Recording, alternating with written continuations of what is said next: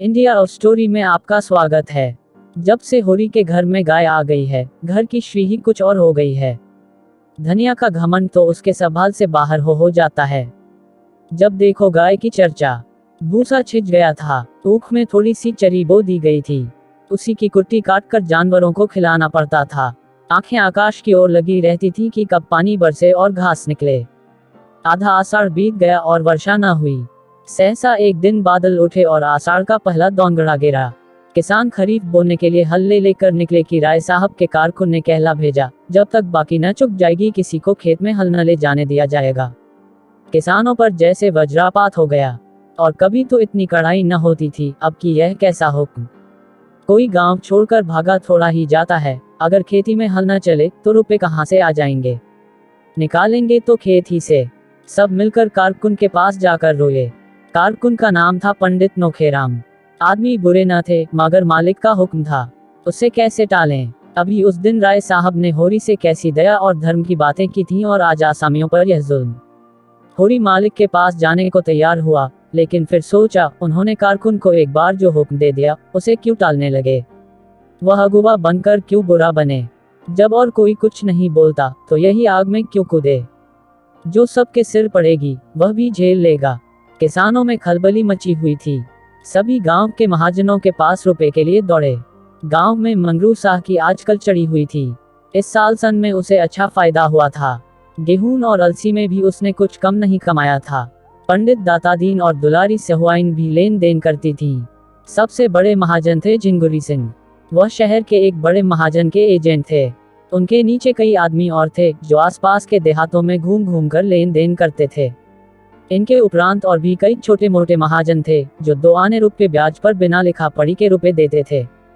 गांव वालों को लेन देन का कुछ ऐसा शौक था कि जिसके पास 10-20 रुपए जमा हो जाते वही महाजन बन बैठता था। एक समय होरी ने भी महाजनी की थी। उसी का ये प्रभाव था कि लोग अभी तक यही समझते थे कि होरी के पास दबे हुए रुपए हैं। आखिर वह धन गया कहाँ। बंटवारे में निकला नहीं। होरी ने कोई तीर्थ व्रत भोज किया नहीं, गया तो कहाँ गया। जूते जाने पर भी उनके घट्टे बने रहते हैं। किसी ने किसी देवता को सीधा किया, किसी ने किसी को। किसी ने आना रुपया ब्याज देना स्वीकार किया, किसी ने 2 आना। होरी में आत्मसम्मान का सर्वथा लोप न हुआ था। जिन लोगों के रुपए उस पर बाकी थे उनके पास कौन मुंह लेकर जाए। झिंगुरी सिंह के सिवा उसे और कोई न सूझा। वह पक्का कागज लिखाते थे, नजराना अलग लेते थे, दस्तूरी अलग, स्टाम्प की लिखाई अलग। उस पर 1 साल का ब्याज पेशगी काट कर रुपया देते थे। 25 रुपए का कागज लिखा तो मुश्किल से 17 रुपए हाथ लगते थे, मगर इस गाढ़े समय में और क्या किया जाए। राय साहब की जबरदस्ती है, नहीं इस समय किसी के सामने क्यों हाथ फैलाना पड़ता। झिंगुरी सिंह बैठे दातून कर रहे थे। नाटे मोटे, खलवौर, काले, लंबी नाक और बड़ी बड़ी मूंछों वाले आदमी थे, बिल्कुल विदूषक जैसे। और थे भी बड़े हंसोर। इस गांव को अपनी ससुराल बनाकर मर्दों से साले या ससुर और औरतों से साली या सलहज का नाता जोड़ लिया था। रास्ते में लड़के उन्हें चिढ़ाते पंडित जी पाल लगी, और झिंगुरी सिंह उन्हें चटपट आशीर्वाद देते, तुम्हारी आंखें फूटे, घुटना टूटे, मिर्गी आए, घर में आग लग जाए आदि। लड़के इस आशीर्वाद से कभी न अघाते थे, मगर लेन देन में बड़े कठोर थे। सूद की एक पाई न छोड़ते थे और वादे पर बिना रुपए लिए द्वार से न टलते थे। होरी ने सलाम करके अपनी विपत्ति कथा सुनाई। झिंगुरी सिंह ने मुस्करा कर कहा, वह सब पुराना रुपया क्या कर डाला।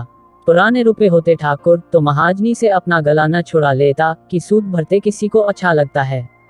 उद्धरण, गड़े रुपए न निकले चाहे सूद कितना ही देना पड़े, तुम लोगों की यही नीति है।